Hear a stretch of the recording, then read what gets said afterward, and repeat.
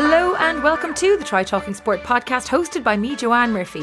Whether you are an athlete, adventurer, endurance enthusiast or simply have an interest in sport, you have come to the right place for inspiration, encouragement, motivation and, as always, plenty of entertainment. I hope you all had a lovely Easter and a luscious long weekend. I took full advantage of having the bank holiday at home, chilled out with my mum and sister, met a couple of buddies for coffee and general faffing, did a few jobs around the house and got on my bike for a couple of spins. I was definitely in a motivation funk last week. I just couldn't motivate myself to move. I felt a little bit off all week, thankfully not COVID, but I had no motivation to tackle any big tasks or even get on my bike, which to be fair is quite unusual. I did manage to do an hour on Zwift on Sunday, and then on Monday a gang were heading out for a 100k spin, so I decided to start with them and make a plan as we went along. I was thrilled to get the 100k done despite the headwind we had for almost 70 kilometres of it. Plus I seem to have found my mojo again, thankfully, rounding out the day with our Monday Zwift spin and adding another 30k on the turbo to my tally for the day. Long may the motivation continue. I think maybe it's time to set a new goal or pick a race so that I can train for something rather than meander along aimlessly. Hopefully I will pick up some more motivation next month in Utah. Yes, Utah, you heard me correctly. I am thrilled to be joining the announcing team for the IRONMAN World Championship events taking place this year.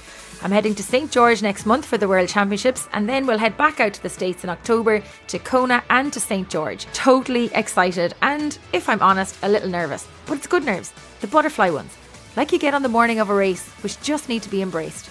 It's a huge honour to be invited to join the team, and I'm looking forward to working with Mike Riley, Paul Kay, Tom Ziebart and Eric Gilsonen, as well as the wider Ironman team at the event. I cannot wait to get out to St. George, meet the athletes and their supporters, enjoy the World Championships up close and see how the racing all unfolds on May 7th. Did you know we have a new facility on tritalkingsport.com where you can now list your event for free on the site? So if you have a race or event coming up, drop me an email, tritalkingsport@gmail.com, and we can arrange to list your event for free. Yes, it is free. Or maybe you are looking to sign up to a race, you can check them out on the site. There's quite a few to choose from. Speaking of events, marathon season is well underway, and Gary O'Hanlon, running coach and former national marathon champion, shares some of his top tips for getting to the start and finish line of your next marathon in one piece. The ultra-distance cycling calendar is filled full of events this year, and Pádraig Murray, cyclist, coach, advocate and race organiser from Raceface, shares some of his top tips for embracing rather than just enduring a long day or long days in the saddle. You can check out these articles on the Performance Hub section on www.tritalkingsport.com. The open water triathlon season is quickly approaching here in Ireland, and we have a 25% discount code for the events in Lough Cutra on May 28th and 29th in Galway. The discount is valid across all Castle Race Series events in the UK as well this season, so simply use the code TTS252022 on www.castleraceseries.com to avail of the discount. We've also got some discounted entries for a number of events hosted by the Bear Group and Run Dublin. Use the code TTSBG2022 to access the 10% discount on all of their events now listed on tritalkingsport.com. Finally, don't forget to check out the product range from our partners Nuasan, the Galway-based natural skin and body care brand. Use the code TTS15 to get 15% discount on all of their products on www.nuasan.com.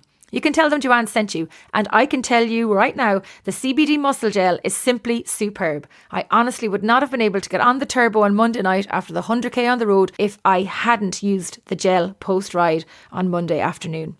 Now to this week's episode with triathlete and coach Oliver Harkin of Primed Coaching. A keen age group triathlete, he races at all distances of the sport of triathlon, from sprint to Ironman and everything in between. Following his passion for sports saw him change career and take a leap of faith into sport full-time as a coach when he decided to ditch the 9-to-5 Monday to Friday job as a computer programmer to dive into triathlon as a coach.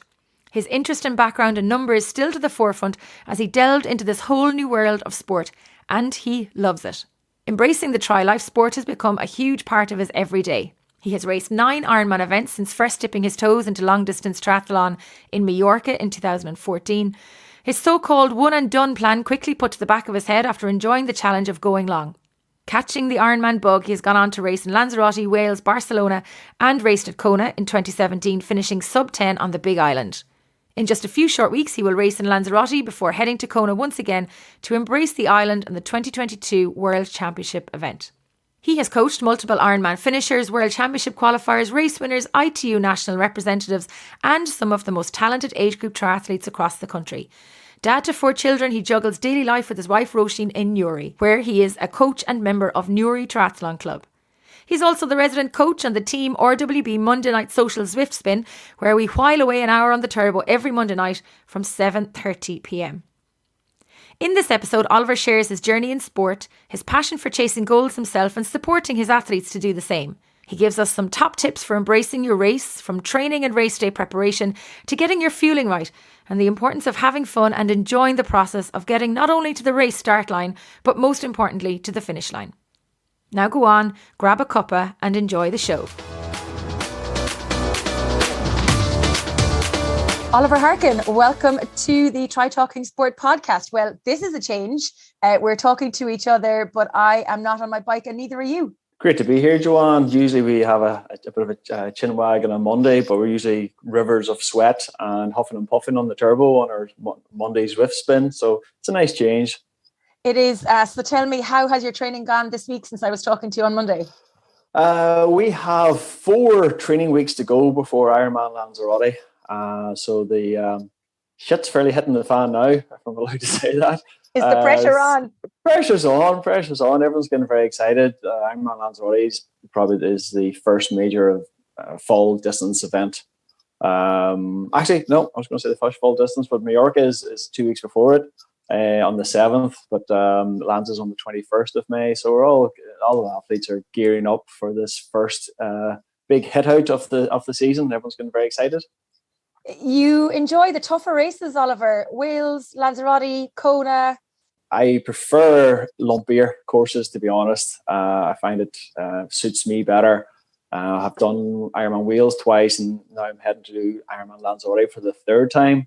And hopefully in October I'll have completed Ironman Kona for the 2nd time. So yeah, I do like the meatier events. Having said that, 2023 is already lined up to have Ironman Portugal, to have a crack at Ironman Portugal, and also looking ahead further, Copenhagen is on the menu as well. I've heard great reports about those 2 races, so can't wait to get stuck into them. Yeah, I can't say anything about Copenhagen because I wasn't there, but Ironman Portugal in Cascais is just amazing. It was just a fabulous weekend.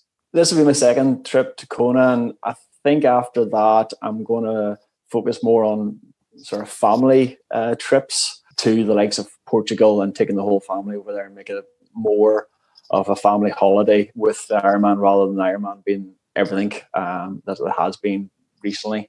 So the kids are getting older. I've got 4 kids between the ages of 11 and 16 now. So the scary thought of my eldest learning to drive next summer and having to borrow the car keys. It's like, my God, how did that happen?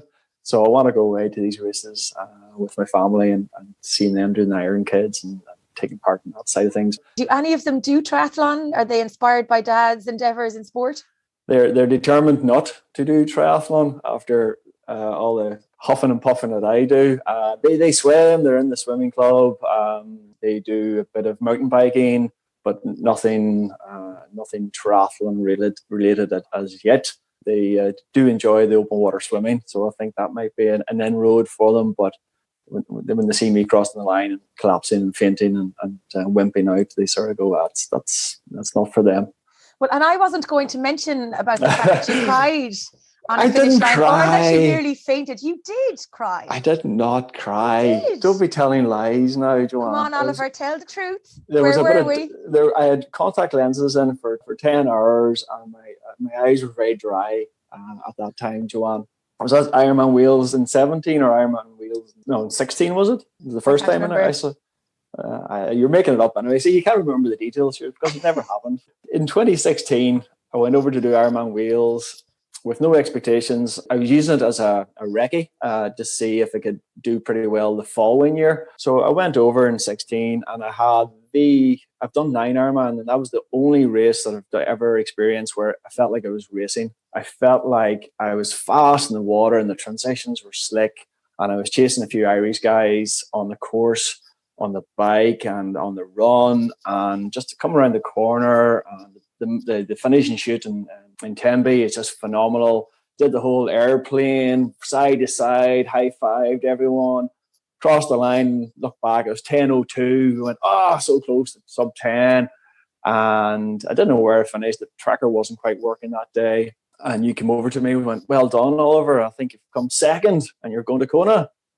And I went, no, I think you're mistaken. I don't think that's right at all. And went over to my wife and then my father-in-law, who's a big country farmer who hoped for a Gaelic playing son-in-law and got a wee wimpy guy running around in Lycra. And he came back and said, yeah, you're going to Kona. And I went, yay! And then all the adrenaline left me and I slid down the hoardings and got wheeled away in a wheelchair to the medical tent. So Ironman, to the disgust of my father-in-law as I wheeled away. No, he was a great supporter, in fact. I must have been welcoming some other athletes on the finish line because I don't remember that bit. I remember the crying and the tears, all right, but that was it. You're making it up. But you know what? Real men wear pink and grown men can cry. So, there's nothing wrong with shedding a few tears after a phenomenal performance in Wales. Where did this passion for triathlon come from? Because we were chatting off air beforehand and we met, I think it was 2012 at the Dublin City Marathon Expo. You were involved more so on the running side of things, I think, at the time.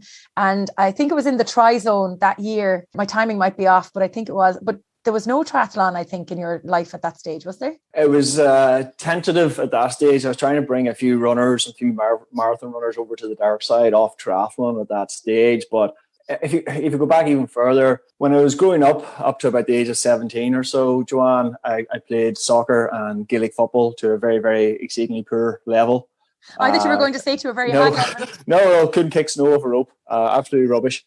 And then I went to university in Galway and had a great old time of university life, shall we say, in Galway for a few years, and then up to Belfast, did my masters, all the time doing maths and computers and nerdy stuff like that.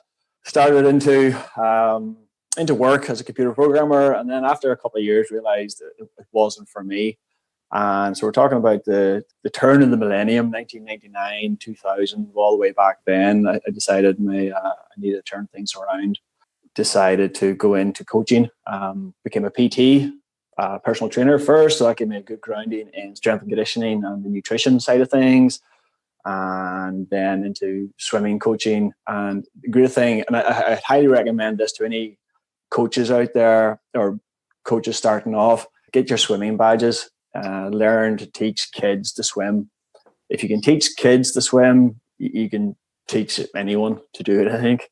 Because just an example, on a Friday night, I used to have 10-year-olds in front of me and I was trying to coach them. And at any one time, you'd have 3 of them under the water. You'd have 3 of them waving to their mummies and daddies and another 1 or 2 doing handstands. So if you learn quickly that it's the drip effect of trying a little bit on it at each session. And over weeks and months, they learn how to become good swimmers. It's not the importance of any one particular session.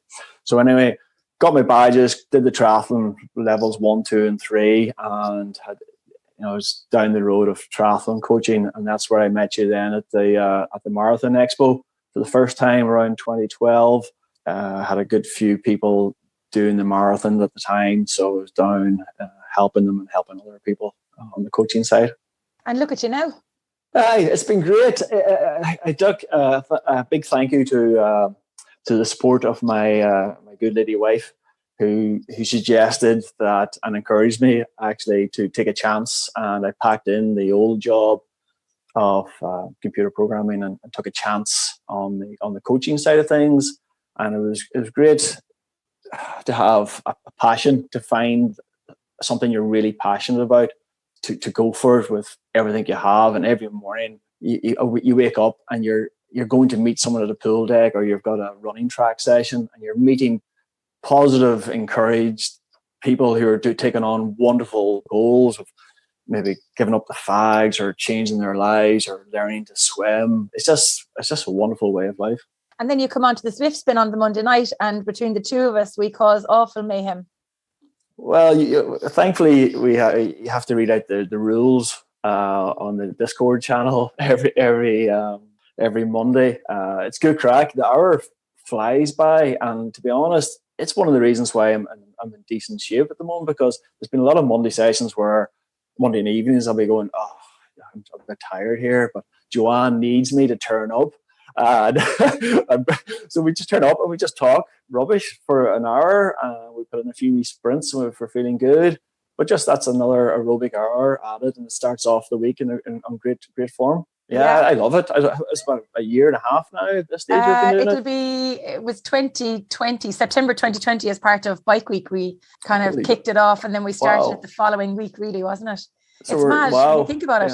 Well, we had almost 300 people, doing what we asked them to do and listening to us talk really informative, highbrow stuff on the Discord channel. But what I love about it is the fact that there's so many, so there's lots of people on the spin. There's less people maybe on the Discord channel, but there's still loads of people on the spin. And even in Lanzarote, I'd never met Kathy Cunningham or Lucy McDermott or say Fiona Kelly from Wicklow. And I'd raced against them and I'd ridden with them on the Monday night spin or with some of the RWB races and events. But it was so cool to actually meet them in person, and you get to learn so much about people, even when you're racing them, because you might be chatting to them, on Facebook Messenger or on Instagram or whatever. So it brings that whole social connection to a new level. And even last year at a couple of the Irish races that did go ahead, it was great to meet people who came up and said, oh, I've been doing your Zwift spin, or I've been doing this, that, or the other. And it was really cool. But I definitely agree with you that there are Monday nights where at 6:00, I'm like, oh gosh, do I have to get on my bike now?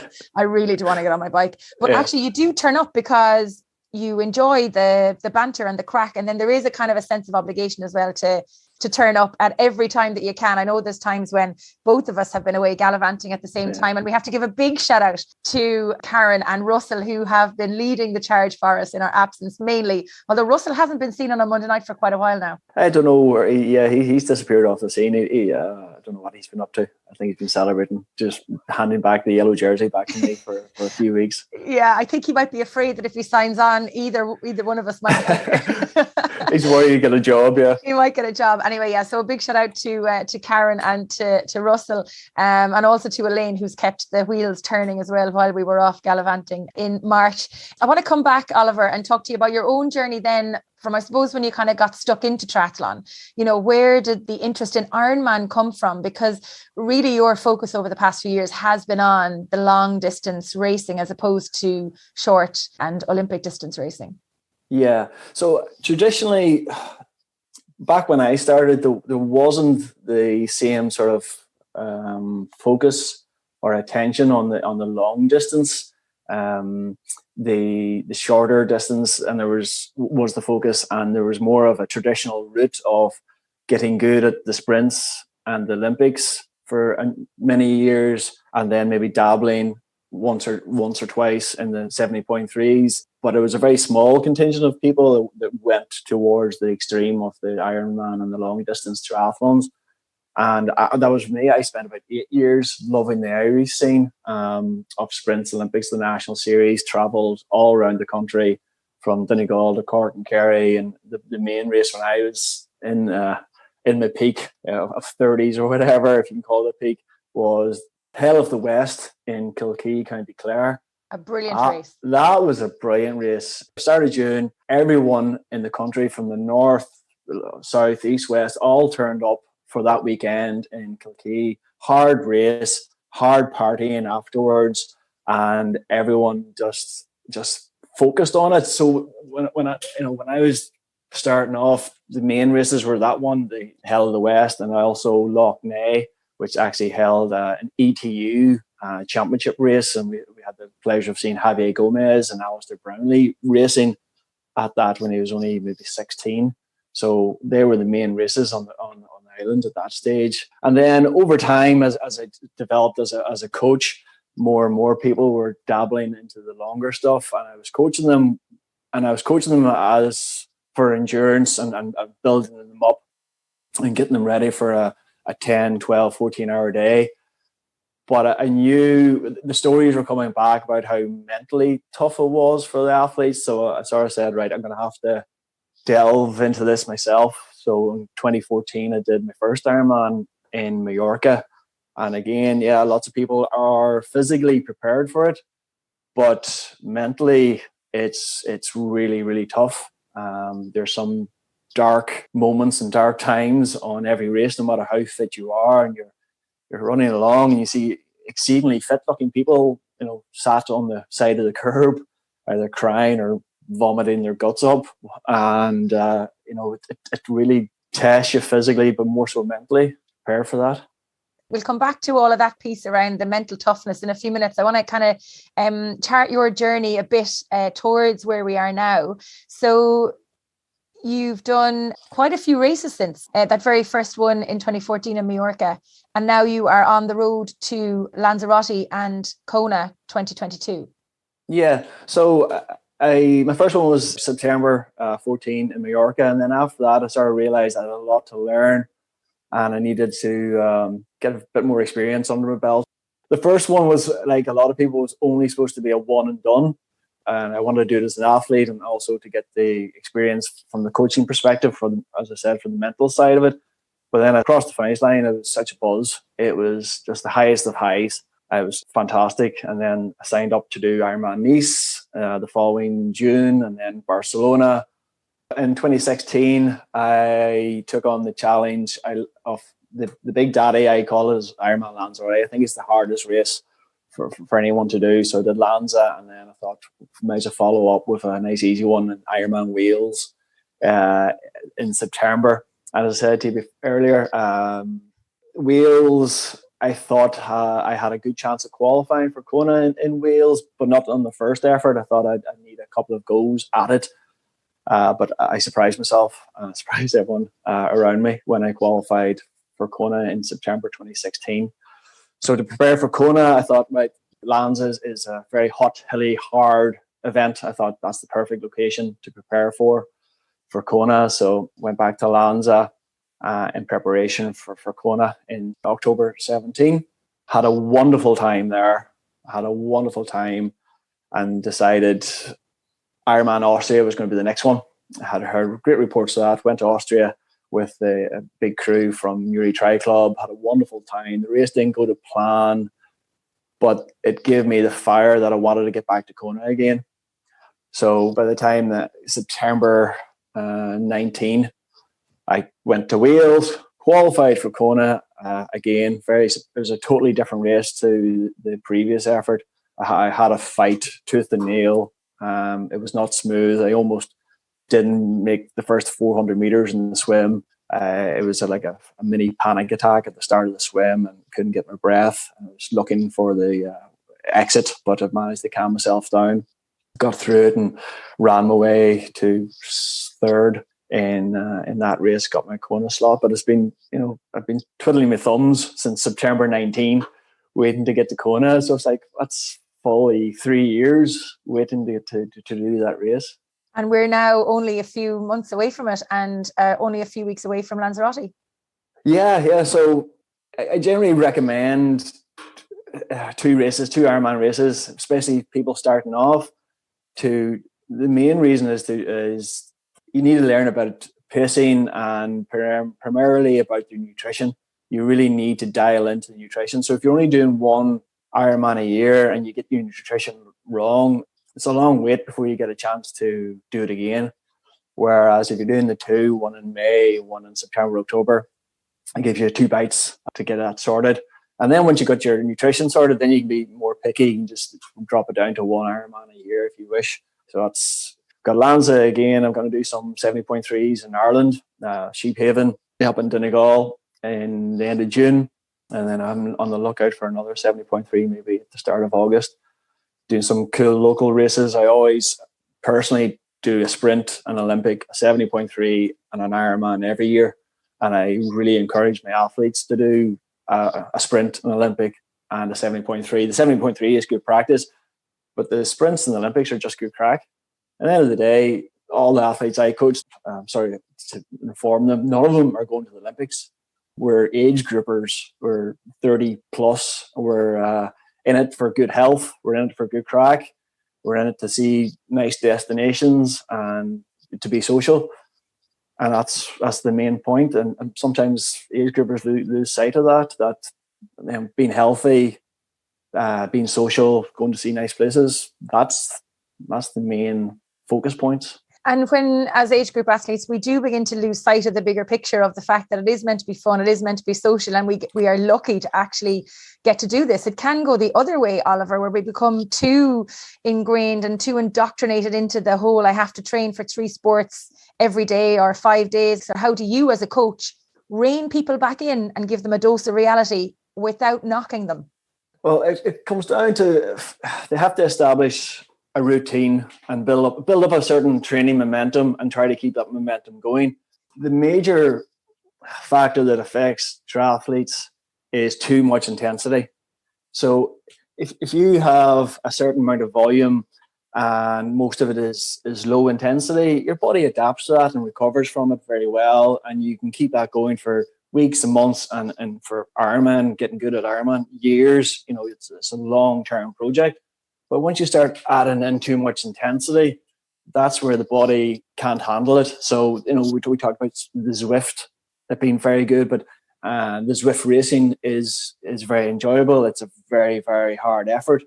But I try to cap my athletes to one sort of Zwift race of 35, 45 minutes per week, because it's just too intense. It just wrecks them. It is good fun, though. It is good fun, but once a week is more than enough. So our social spin is incredibly, social and chatty and easy with a few little sprints. And then if they add in, so that's one session. If they add in a race, on Wednesday or Thursday, and then the longer stuff and some hills at the weekend, that's a nice combo. That's everything covered. That's all your boxes ticked. But the athletes are always too eager to add in more intensity and be aggressive on the intensity side of things. And it's not going to, it gives them short-term gains, but long-term, it doesn't sustain them. And then you have the side where we feel like we have to be training every day, or we have to be doing these long spins. Like, I know now, if I go out and I do an hour and a half on the bike, I think like I haven't done enough. I'm not training for anything at the moment, but I feel like if I do an hour and a half on the bike, I haven't done enough. I can barely run a 5K, and I'm delighted with myself for the half an hour run. Now, I probably just don't push it enough on the run, and my legs might be fatigued from biking generally. How do you pull it back from overdoing the training, pulling aside the intensity, but this fear factor almost that we have to be doing something every single day, and maybe not just one sport, but maybe 2 of the sports, and just, I suppose, giving yourself a bit of a break that you're not going to burn out 6 weeks before your race because you're overtraining? Yeah. Well, most people are far too hard on themselves. It's funny, over in Lanzarote, I was talking to several athletes who are coached by other people, and they are so determined to have green lights appear on their training peaks that they, no matter how tired or sick or unwell they are, they still do the session, and so they can get a green tick on the training peaks. And I'm saying that's totally going to hamper you. That's going to really affect you in the long run. You need to listen to your energy system. So one of the main things I try to teach at the start is listen to your energy systems. Listen to how you feel. How do you feel in the morning? Do you have high energy? So if the coach has you to do a high energy training session, do you have high energy for that session? And if you don't, then you need to move things around, because the coach wants you to do the high energy session only if you have high energy for it. And that's where we usually have a plan A, plan B, and perhaps a plan C for the session. So if you're feeling good, do this. Feeling not so good, try that. And if you're still not so good, try a C, spin the legs out and prepare, go to bed early and prepare for the next day. So that's the way of keeping people consistent. You mentioned earlier there about, Ironman being physical and mental. Talk to me about how you prepare personally to get through a 10 or an 11-hour Ironman that you might be doing. Well, the long training spins and the long runs in your own thoughts are what's going to prepare you for what's going to happen on race day. So we're at the stage now, coming up to Lanzarote and to Mallorca and things like that, where people are doing what I call a big training day or a metric training day.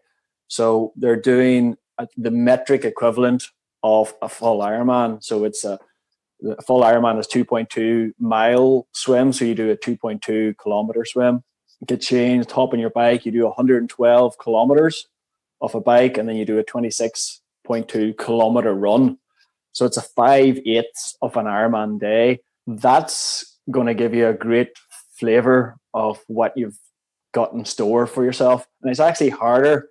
Most athletes are heading away to places like Mallorca or Barcelona or Lanzarote, where the roads are so smooth and there's no fatigue from the vibrations of Irish roads. So if they can go out on Irish roads for 3.5, 4 hours by themselves, the mental toughness that builds means that when they do go to the likes of Mallorca or Lanzarote and there's people shouting and roaring and encouraging them, there's other athletes, there's other distractions, it actually makes it physically and mentally a bit easier for them, that there's more going on. And it also gives them a flavour of making sure their nutrition works out well, that they're comfy in their tri-suit or their cycling gear, whatever they're going to use, that all their equipment is working correctly, so that when they turn up on race day, they just treat it like another big training day and just be steady. It's just another steady day. And that's good advice for people going to do the 70.3 distance as well, to do that metric distance as a pre-race tester almost. Yeah, well, I had a couple of guys last week do the big training day, and they very correctly got the nutrition that was going to be used on race day and tried it. It worked for some of the athletes, but it didn't. It gave other athletes an upset stomach. So they're going to have to come up with a different plan, which is better to find out now than on race day.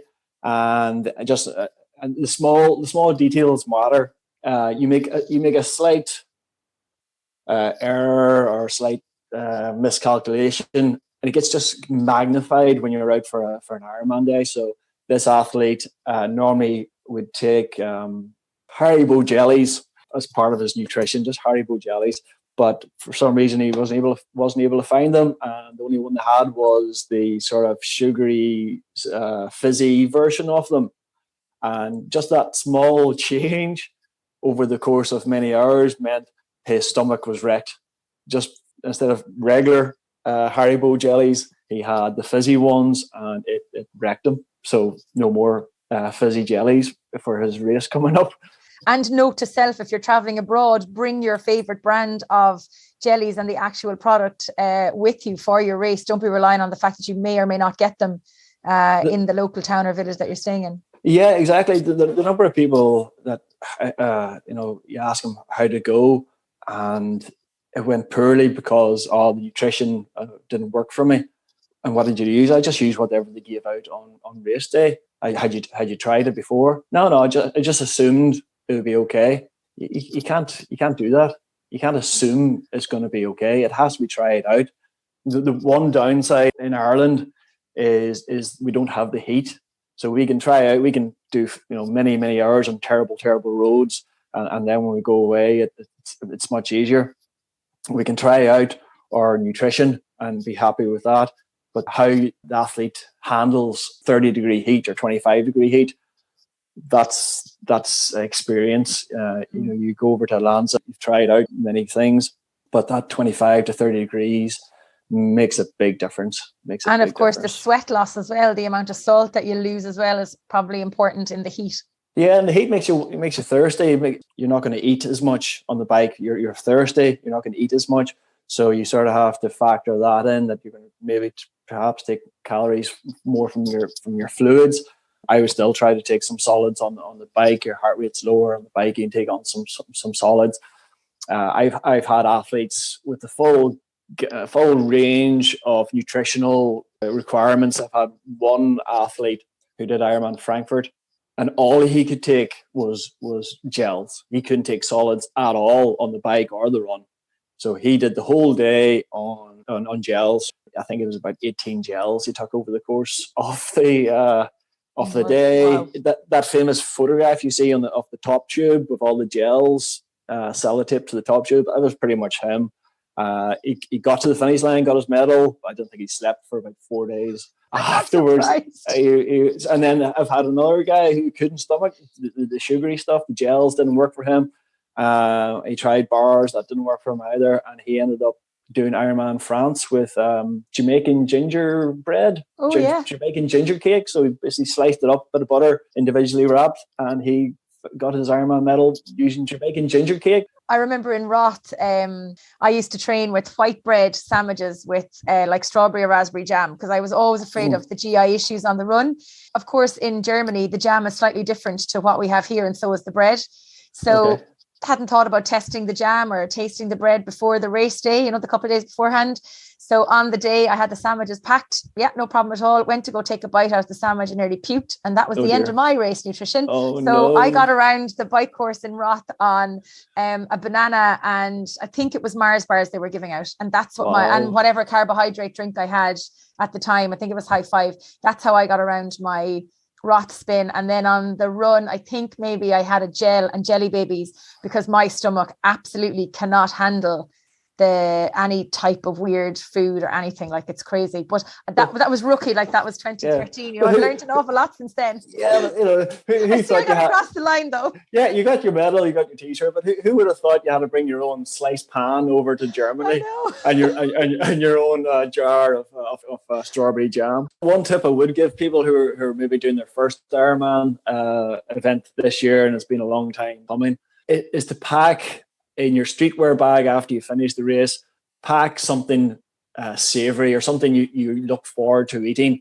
So for me, it's a Snickers, it's a can of Club Orange, and it's a pack of either Pringles or Snack Jacks, salt and vinegar flavored.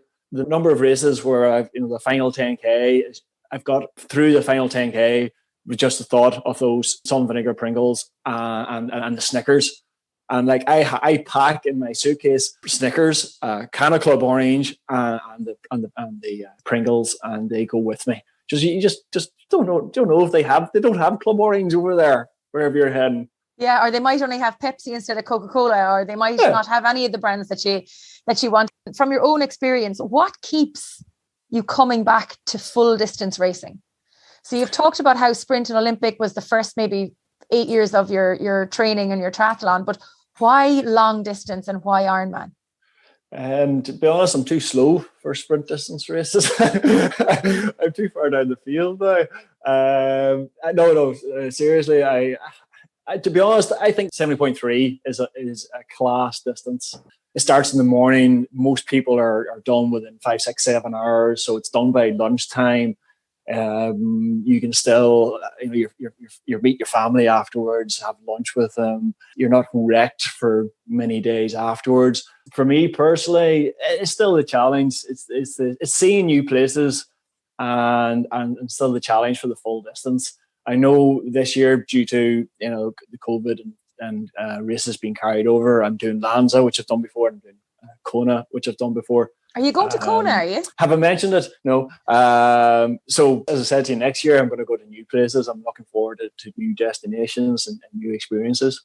Do you enjoy living the lifestyle that you have embraced? It sounds cheesy, but you have to enjoy the journey. You have to enjoy the process. But like, I'm very fortunate where I live here. There is locally called Big Wood, which is actually a small wood, that I get to run around 2 or 3 times every single week, and the bluebells are about to pop out, and it's just class. Just running out in nature and being able to do that is class. Going to the swimming pool and being able to swim and maybe have a chat with your mates, or go out for a spin on your bike and have a coffee stop. That's amazing. Like, there's so much stress and worry going on in the world for a few hours for you to be able to go out on the bike and climb a hill and get to the top and stop and enjoy the view. That's a wonderful thing to be able to do. Of the 3 sports, which is your preferred one, swim, bike or run, and why? If I had to just choose one, I think it'd be the running. It's just so convenient. Put on the runners, 5 minutes in the woods, running up and down hills. The kids always laugh at me because I come back and have a big stupid smile on my face, and they go, "What did you see today, Dad?" And I went, "Well, I saw 2 squirrels, I saw a bunny rabbit, and I saw a hawk." And I get them to guess which animals I saw today, and it's just wonderful. I think my physique allows me to become a decent biker. I'm quite quite flexible and get into a decent position on the bike, and I can motor along quite well on the bike. I'm basically answering I like all three, but basically the swim during the summer, our local lake is called Camla Lake, and it's sort of a dog leg, and you swim out about 300 meters, and you're just there in the evening, the sun's setting behind you, and you're looking down about 2 kilometers of a lake, and you're there by yourself, and it's just class. It's just pure class. All of it, to be honest. But I had to pick one to be the running, but I really missed the other two. I noticed how you say in the summer when you're swimming in the lake, do you not get into the water in the winter, Oliver? Are you mad? Are you crazy? No. Sure, I got in Wales. We did a Wales September 19. I did a practice swim. I was only in the water for stop-start for about 20 or 30 minutes with some of my athletes, and it was nice temperature normally. But I came out and I was shaking like a fool. Like my wife and my daughter had to help me get changed and get warmed up. At least on a race day, you're swimming fast and going hard. But oh no, there's you've mentioned Karen and Elaine. They do the open water dipping. I don't know. It's painful. I don't know how you do it. Fair play to you. My wife talked me into doing it. My wife does it as well. I walked in to my knees. And the pain in my shins, I felt like I was being stabbed. It was awful. I don't see the enjoyment in it at all. Well, to be fair, I haven't actually been in the open water in the sea. I think I went in Lanzarote and I thought that was kind of cool, as in cold. I haven't been in the sea, I'd say, here since, I'd say early March, maybe the end of February. But it's about time now I got back in, because I think it's back up into the teens of temperature, or at least gone over 10 at one point. 10 degrees last week in Galway. Yeah, but you're proper. You're in your swimsuit. I'd want a thermal wetsuit, and I'd be still wearing the gloves and the booties and everything. Oh my God, no, I don't know. Stop for me. I think it's good. I want to ask you a little bit about COVID and training post-COVID, because you did get COVID quite recently, so you are out the far side of it. But how has the training been post-COVID, and how are you feeling? Feeling 100% now. At the time I got it, if the word COVID wasn't around, I would have put it down as a cold. It was a head cold with a sore throat. Personally, for me, for 2 days. And then another 2 days of isolation, keeping away from everyone. And then on the 5th day, tested negative. 6th day, tested negative as well. So that was me done. That was the COVID done and dusted, I thought. When I went back training the first week after I got out from isolation, the training sessions, the heart rate was way up, 30 beats up more than normal. And so that wasn't pleasant. The week after that, the heart rate came down a bit, but the sessions continued to feel far harder than they should. And then it was weird. I did a run on a Sunday, and it was too hard. It felt too hard. And then on the next run on the Tuesday, the heart was back to normal. The effort level was back to normal. It was, for me personally, it was like a switch. It just changed. It was weird as hell. However, I've had athletes, and you read in the press about people who've had it, and those sort of feeling harder than they should effects can last a very long time. Can drag on for months for some people. As a coach, we'll have athletes listening into the episode today who will have had COVID recently, may have had it for the second or even the third time, and are now facing into some races that they would hope to be able to complete for the 2022 season. What advice would you give to those athletes now trying to return to sport post-COVID? You're going to have to keep it low key, low intensity, shorten down the duration of the session.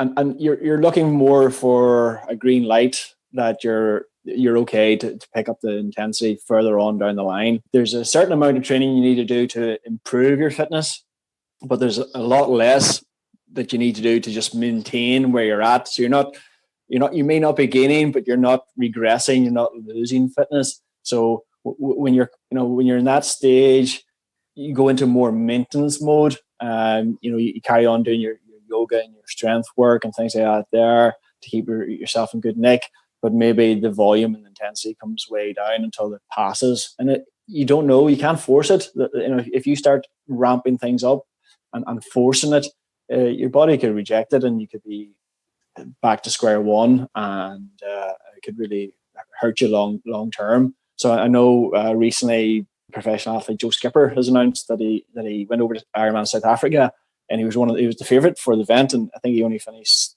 fourth. And on his shortly after, he tested positive for COVID, and that was obviously at that level, 1% being affected by the virus is going to make a huge difference. So, and now he's humming and hawing about what to do in preparation for the Ironman World Championships that's coming up in a few weeks' time in St. George, Utah. So again, his livelihood is performing well at these World Championships.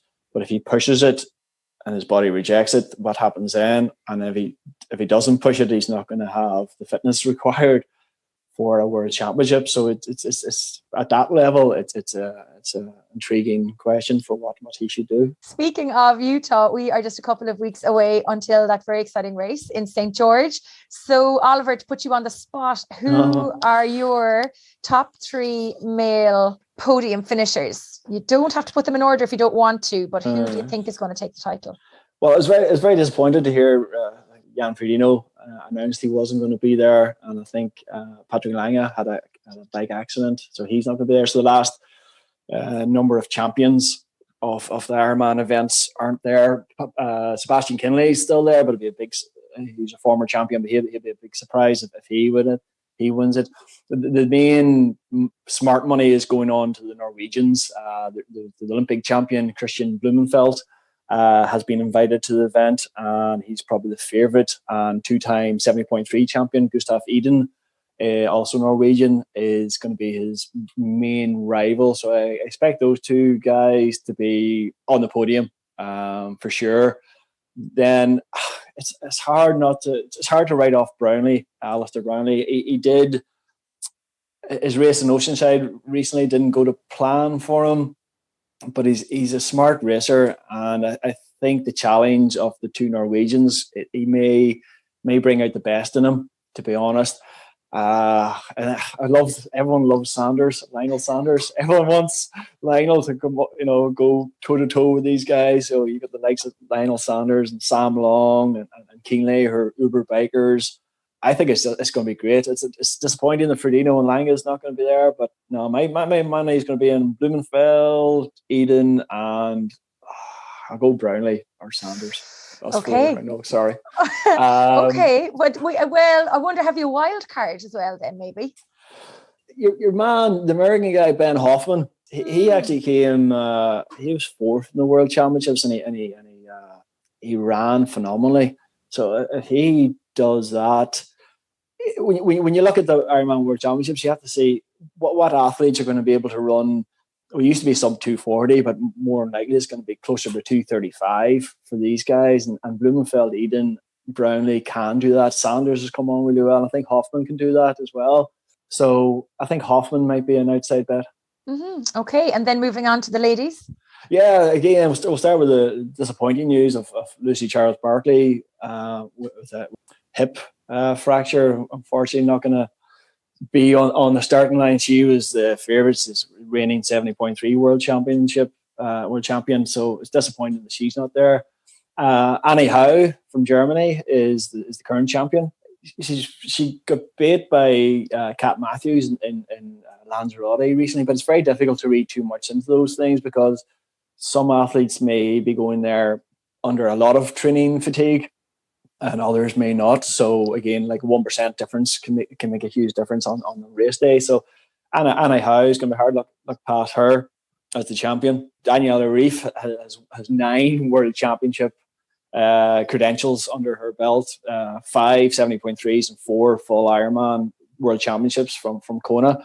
She had a very poor race in Oceanside, finished 10th and then got DQ'd because funnily enough, she was going too fast through a restricted area and got a DQ. So she was unbeatable for a long time. It seems to be on the wane slightly. I think the other main rival for Annie Howe might be her German compatriot Laura Philipp. She runs very well. But you've got Kat Matthews. I don't know much about her, like, but if she beats Annie Howe in the 70.3, she's going to be there or thereabouts as well. So who'd be your wild card for the women? I always love watching Lisa Norden, the Swedish athlete who got silver in the Olympics in London. She is a phenomenal biker, great swimmer, phenomenal biker. Her runs let her down on a few occasions, but I think if she can get the run that she can do, she could be pushing up for the podium. So Lisa Norden is my wild card. Okay, we'll have to make a note of those now, and we have to put those predictions up in the Park Tri group and see. But what about the big news? The star performer turning up to join the commentary team. What about that? That's a big coup. I know, isn't it mad? Yeah, all the media, I know Joe Skipper and all the boys are talking about it. I can't wait to meet Joanne Murphy. It's class. I know, it is really cool. Heading over to St. George for the May event, and then back over to the States in October for Kona and for the 70.3 event in Utah. So it's all very exciting. I'm still kind of pinching myself a little bit. You have a hard life, Joanne. You have a hard life. I know. But I suppose the last couple of weeks, just getting things sorted and behind the scenes, it's all kind of coming together really quickly. I've known about it for a while, but then it's all happening really quick. It's like, oh my God. I still don't kind of believe it's going to happen until I'm probably on that flight to Vegas and sitting in the car on the way to St. George. But look, it's an amazing opportunity. I'm very grateful to everyone who's kind of made it happen. And you know, when you think about it, like 2011 was my first IRONMAN 70.3 announcing gig. So it's like 10 years working and just turning up and doing a good job when you can, you know. So I'm very lucky to have the opportunity to travel over. And just like you, Oliver, this is my job. This is what I'm passionate about as well. So I get to be a part of the athlete's journey. Whether they cry or faint or laugh or hug or whatever, I love it. I definitely missed the sweaty hugs and the sweaty high fives. 2020 into late 2021. Got lucky last year to get abroad for a couple of races, and it was good to be back. So long may it continue. And wow, it's super. It's great. Can't wait. It's great to be back. Great to be back.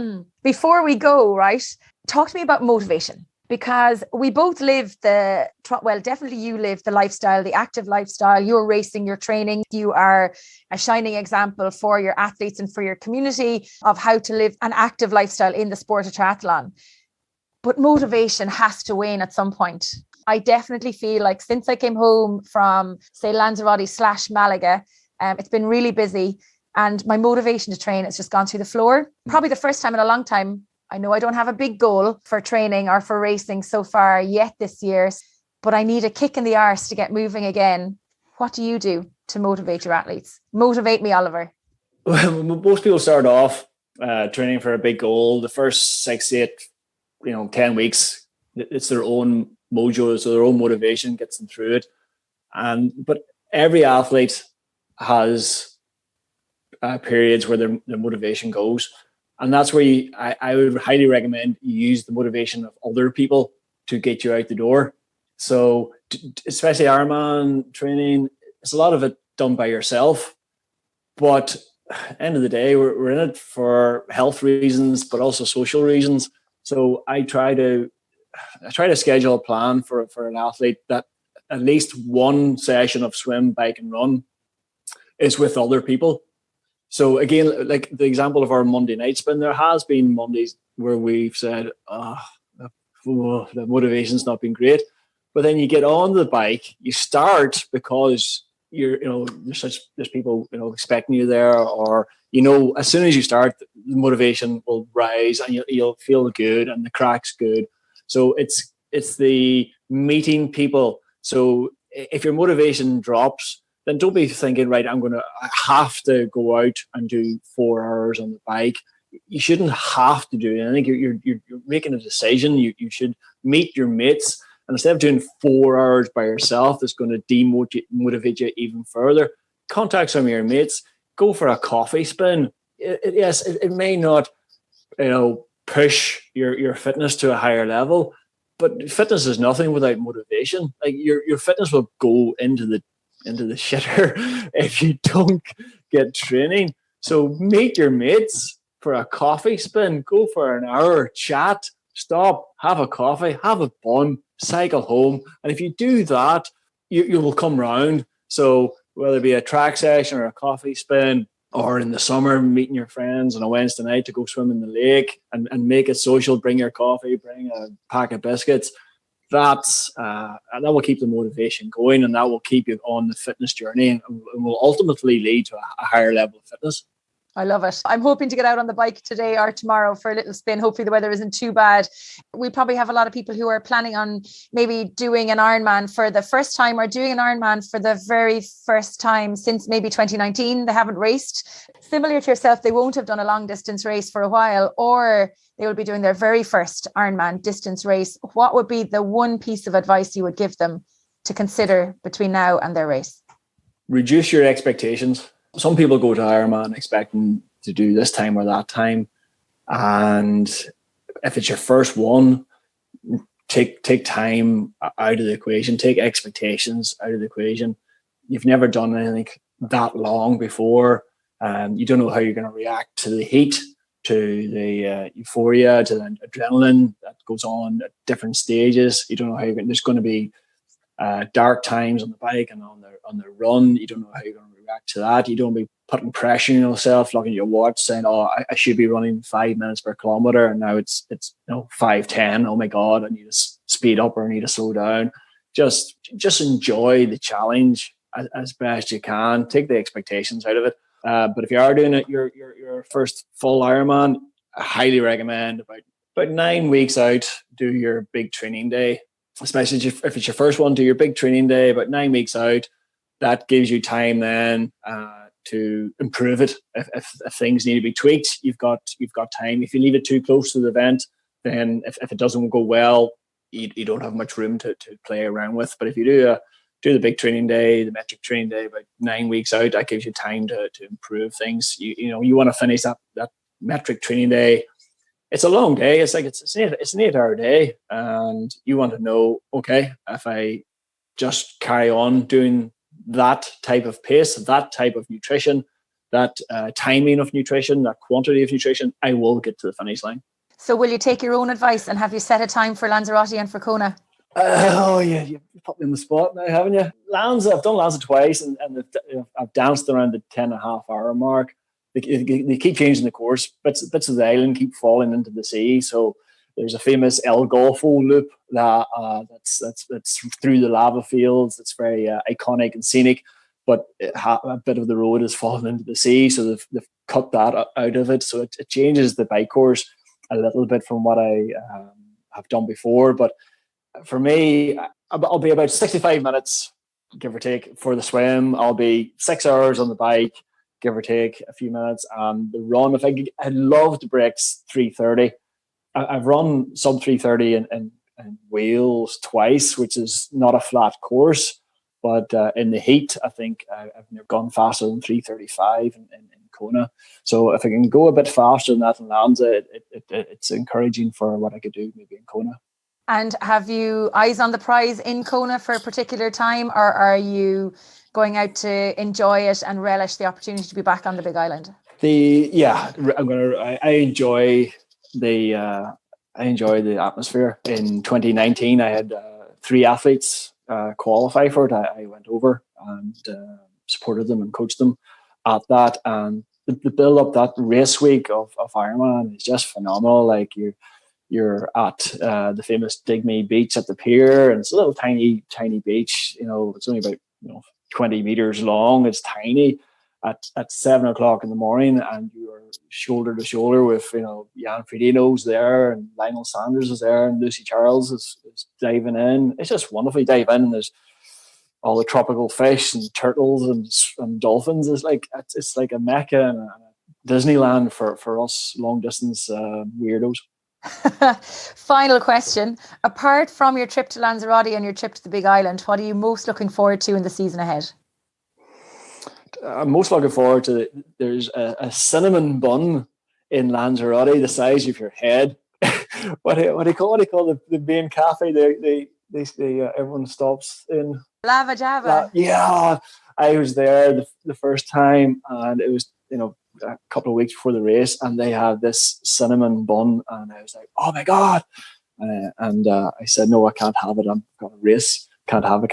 And then the day after, it was beautiful. So I'm looking forward to that. So of the whole season ahead, there's one cinnamon bun. Yeah. Do you want a serious answer? Yes, please. Okay. I'm looking forward to seeing my athletes and the other athletes at the end of the events. I'm getting to the stage now. I'm in, it's hard to believe, but I'm in my 40s. I enjoy the crack. The race is important, yes, but afterwards, the war stories, the banter, the slagging, that is my driving force, to be honest. Is to be part of that and to enjoy that. So after Lanza or Sheephaven or Kona or whatever the race is, it's hopefully with the sun shining down on you and you're having a coffee and a sandwich and you're chatting the crack with the people. That's what I love. Brilliant. I love it. Well, I hope you do get your cinnamon bun in Kona. I might even buy one for you. Thanks very much. Thanks so much for joining me on the show, Oliver Harkin. Best of luck with everything. I look forward to seeing you on the Zwift Spin on Monday night and seeing you in person at some point over the course of the rest of the year. Thanks so much. Thanks very much, Joanne. Bye-bye. Thanks for tuning in. I hope you enjoyed the show. You can get in touch with any feedback or guest suggestions by emailing me on tritalkingsport@gmail.com. You can follow all of our activities and podcasts on Facebook, Twitter, LinkedIn and Instagram. Pop by, say hi, let me know what you think of the show. If you're new to the show, please do check out some of our previous episodes. You will be impressed and inspired by our guests. Finally, be sure to sign up to our e-zine featuring articles of interest, some great discounts and the inside track on supporting your triathlon and endurance sport journey, wherever it may take you. Sign up on the website. It takes 30 seconds and I promise I won't bombard your inbox with emails, just the important stuff. Until next time, stay safe, keep smiling and remember to look for fun and adventure in every day.